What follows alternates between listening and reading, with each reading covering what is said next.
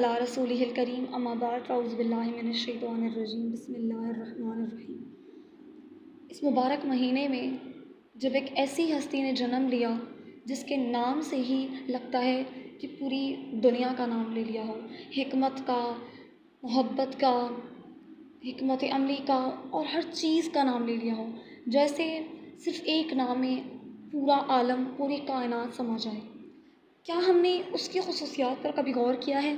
ہم نے غور کیا بھی ہے تو بس تھوڑے سے اس کے حسن اخلاق پر، وہ بھی ہمارے اندر میں مکمل طور پر نہیں سمایا۔ تو آج ہمیں یہ جاننا چاہیے کہ آخر وہ کون سی عادتیں تھیں جس پر چل کر خلفائے راشدین نے اتنی عظیم مثالیں قائم کی، کیونکہ خلفائے راشدین کے زمانے میں وہ عظیم صحابہ بھی تھے، یعنی کہ وہ عظیم صحابہ ہی تھے جنہوں نے یہ ایسی مثالیں قائم کی۔ وہ چیز اگر ہم کہیں مختصراً وہ کیا ہوگی؟ آپ صلی اللہ علیہ وسلم کی نصیحت اور ان کی سنت پر عمل، مکمل عمل، ہر طریقے سے عمل۔ آپ صلی اللہ علیہ وسلم کیا تھے؟ بیک وقت وہ یکساں طور پر ہر چیز تھے، وہ سب کچھ تھے۔ وہ تاجر بھی تھے، وہ عالم بھی تھے، وہ نبی بھی تھے، تو وہ ایک بہترین شوہر، باپ، بھائی اور سب کچھ جو ہم کہیں، نہ کہ صرف رشتوں میں بلکہ ہر لحاظ سے وہ ایک مکمل شخصیت تھے۔ جیسے کہ میں نے پہلے فرمایا کہ آپ صلی اللہ علیہ وسلم کا نام لیتے ہی ایسا محسوس ہوتا ہے کہ جیسے پورے عالم کا نام لے لیا ہو۔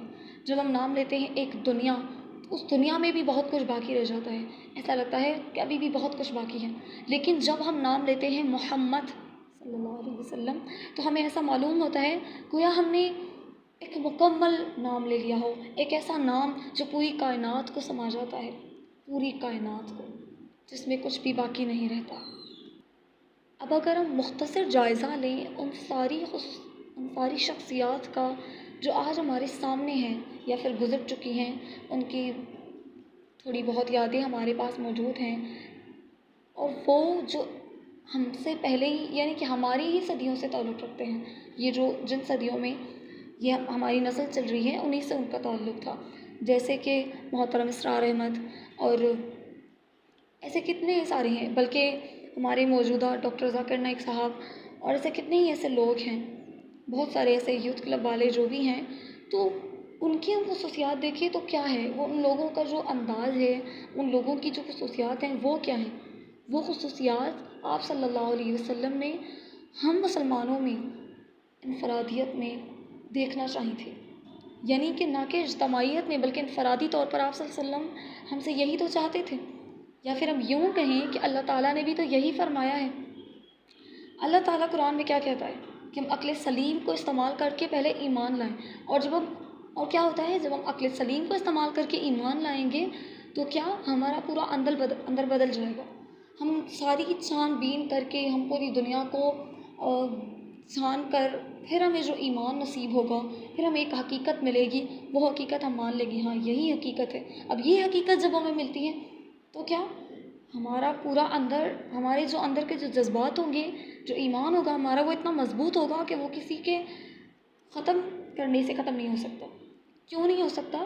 کیونکہ وہ چھانا بینا ہوا ایمان ہے، اس میں اب کسی چیز کی ضرورت نہیں ہے، اب اس کے بس لیول کو بڑھاتے جانا ہے، کیونکہ ایمان نام ہی اسی چیز کا ہے۔ تو کیا پھر ہم اب وہ شخصیت جو ہوتی ہے، وہ ایسے ایمان کے مالک جو شخصیت ہوتی ہے، اس میں کیا، اس میں ہر قسم کی خصوصیت ہوتی ہے۔ وہ ایک دنیا کے لیول میں بھی سوچتا ہے اور آخرت کے لیول پر بھی سوچتا ہے، وہ ہر لیول پر سوچتا ہے۔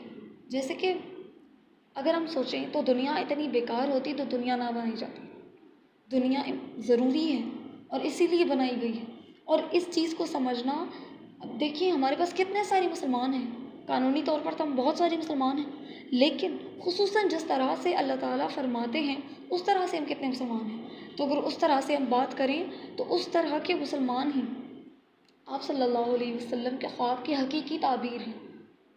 اب اگر ہم ایسے مسلمان نہیں بنتے، اگر ہم ایسے لوگ نہیں بنتے، تو پھر آپ صلی اللہ علیہ وسلم کے عشق کا دعویٰ کرنے کا ہمیں کوئی حق ہی نہیں پہنچتا ہے، کیونکہ آپ صلی اللہ علیہ وسلم کی شخصیت پر اگر ہم غور کریں، ان کی شخصیت اسٹڈی کریں، ان کو پڑھیں ہم، تو ہمیں اندازہ ہوتا ہے کہ وہ ہر قسم کے انسان تھے، بلکہ ایک عام انسان بھی یہ جانتا ہے کہ ان کا نام لینے سے ہی اتنا اندازہ تو ہمیں ہی ہو جاتا ہے کہ یہ نام پورے عالم کا نام ہے، یعنی کہ پوری کائنات، دنیا اور اس میں موجود ہر چیز جو ہوتی ہے وہ ایک ہی نام میں سما جاتی ہے، اور وہ ہے محمد صلی اللہ علیہ وسلم۔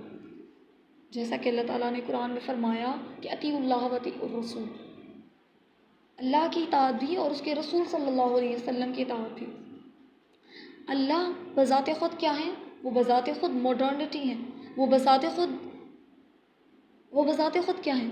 وہ بھی تو ایسا ہی نام ہے نا جس کے نام لینے سے پوری کائنات کا نام لیا جاتا ہے، یا پھر یوں کہیں کہ جو دنیا، جو کائنات ہم جانتے بھی نہیں اس کا بھی ہم نام لیتے ہیں، ایسا محسوس ہوتا ہے کہ کائنات تو محدود چیز لگتی ہے، ایسا بھی کچھ باہر بھی ہوگا، تو ان سب کا نام صرف ایک ہی نام میں آتا ہے، یعنی کہ اللہ، اور اس کے بعد اس کے نبی صلی اللہ علیہ وسلم کا نام۔ تو ہم بس ان دو ناموں پر اگر ہم غور کریں تو اتنا اندازہ تو ہمیں ہو ہی جائے گا کہ ہمیں کس طرح کا انسان بننا ہے، اگر ہم مسلمان ہیں تو کس طرح سے ہمیں اپنے کردار کو سنوارنا ہے۔ اسی کے ساتھ السلام، اور ہماری پچھلی ویڈیو انشاءاللہ ضرور دیکھیے گا جس کا لنک آپ کو ڈسکرپشن میں مل جائے گا۔ جزاک اللہ خیرا کثیرا۔